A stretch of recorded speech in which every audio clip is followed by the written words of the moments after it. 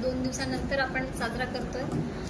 मी UPSCचा अभ्यास करत असताना वेळोवेळी वाचायची आणि सगळ्यात पहिला मुद्दा आम्ही जो वाचायचो तो मीडिया आणि मीडियाने केलेला प्रहार म्हणजे तेव्हाच्या ब्रिटिशकालीन यंत्रणेवरती, आणि त्यामुळेच पहिलं दैनिक मराठीचं जे आलं होतं ते दर्पण म्हणून आलं होतं। आता काळात आपण गेलो, भूतकाळात जेव्हा आपण वाचतो जसं की सगळ्यांनीच खूप छान प्रकारे सगळ्यांनी विचार मांडलेले आहेत, तेव्हा दर्पण त्यावेळेची गरज होती की सोसायटी पुढे आपल्या पुढे आहे काय त्याला जाणून घेणं आणि त्याच्यावरती प्रहार करून त्याच्यामध्ये त्या पद्धतीचा चेंज आणणं।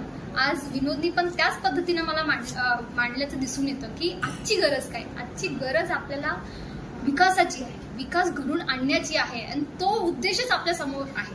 म्हणजे भारताचा लोकशाहीचं चौथं स्तंभ आहे हे डेफिनेटली आहे, काम आपण प्रशासनाचा सोबतही घेऊन जातो, पण मूळ उद्देश आपल्या सगळ्यांचा एकच आहे आणि त्या गोष्टीपर्यंत कशा पद्धतीनं आपण पोहोचतो त्याचं आत्मचिंतन तुम्हीच काय आपण सगळ्यांनीच मिळून करणं फार गरजेचं आहे। म्हणजे कुठेतरी आपण अडवणूक तर नाही करत आहे ना, कुठेतरी आपण कोऑर्डिनेशन तरी कमी करतोय नाही ना, कोणत्या विषयाला आपण वेगळंच रूप तर देत नाही आहो ना, कोणत्या विषयाला जे पुढे यायला पाहिजे ते मागे तर राहत नाहीयेत ना।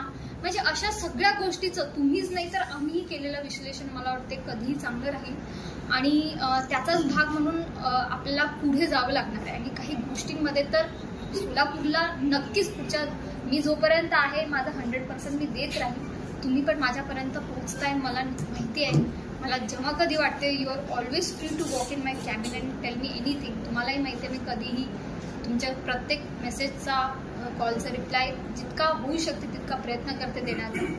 पण असंच आहे की काय ना, एक कुठेतरी साधना असते किंवा एक संकल्पना असते, ते विजन मधून तयार झाली पाहिजे। विजन नसलं ना की आपल्या समोर मग आपण अडखळत जातो आणि मग भरकटतो पण आणि कुठेतरी विसरतो पण, तसं नाही झालं पाहिजे। जसं मी माझ्या सगळ्या कर्मचाऱ्यांना सांगते, माझ्या HODना सांगते, सगळ्या आमच्या मीटिंगमध्ये आम्ही डिस्कस करत असतो, तेच मी आज तुम्हालाही सांगते की तुमचा विचार तुम्ही त्या पद्धतीचा तुम्ही मांडावा की मॅडम आम्हाला पुढच्या 1 वर्षात म्हणजे पुढच्या वर्षी जेव्हा आपण हा दिवस साजरा करू तेव्हा आम्ही हा विचार मांडला होता आणि तो आज खरा होता आणि आम्हाला दिसत आहे। म्हणजे कसं आम्हालाही दिशा येईल ना तुमच्यासोबतची आणि तुम्हालाही त्याची संकल्पना तुम्हालाही मांडता येईल, म्हणजे आपल्या दोघांनाही ती येईल। म्हणजे कुठेतरी तसं झालं पाहिजे, नाहीतर आपण सगळे एकसारखे जातोय आणि माहिती नाही जे सापडलं ते घेतोय, तसं नाही झालं पाहिजे।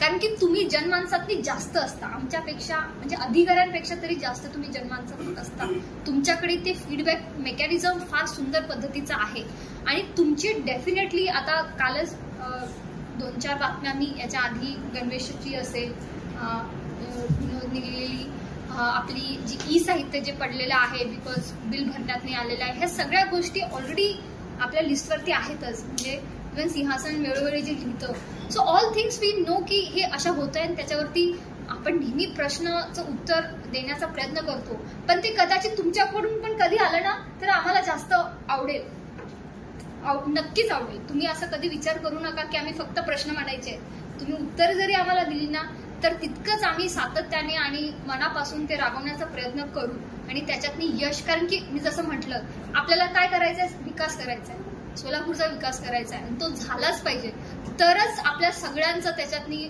भविष्य घडणार आहे। नाहीतर आपण पुढचे 10 वर्ष इथेच राहू, तसं झालं नाही पाहिजे। रेणुका मला एकटीच इथे दिसते लेडी, माझा असाही प्रयत्न असेल, तुमच्याकडून अशी अपेक्षा असेल की तुम्ही महिला आपल्या ज्या पत्रकारितेमध्ये नाही आहेत त्यांना येण्याची तुम्ही संधी द्यावी, त्यांना सहकार्य करावं, त्यांना पुढे आणावं, त्यांना तशी संधी आणि तसं वातावरण निर्मिती करून द्यावी। ओढाताड नाही झाली पाहिजे, महिलांची पण नाही, तुमची पण नाही। आणि कसं असताना तो दृष्टिकोन येणं फार गरजेचं आहे प्रत्येक ठिकाणी, म्हणजे तरच त्याला समानता म्हणू शकतो। नाहीतर आपण बरेच गोष्टी समानतेविषयी याच्याविषयी त्याच्याविषयी वाचतो, पण आपल्या तो म्हणजे एक भाग झाला, मग आपल्या कृतीमधून तो दिसला पाहिजे। तेच माझं म्हणणं आहे की आपल्या कृतीमधून प्रत्येक घटकाचा आपल्याला तो दिसला पाहिजे आणि त्या पद्धतीचंच तुमचं सहकार्य नेहमी राहू द्या। जसं की मी म्हटलं होतं की नेहमीच होतं आहे, ह्याच्या पुढेही राहणार आणि मी नेहमी त्याला त्याच पद्धतीने घेते। I never go with bias mind, never stay with bias mind.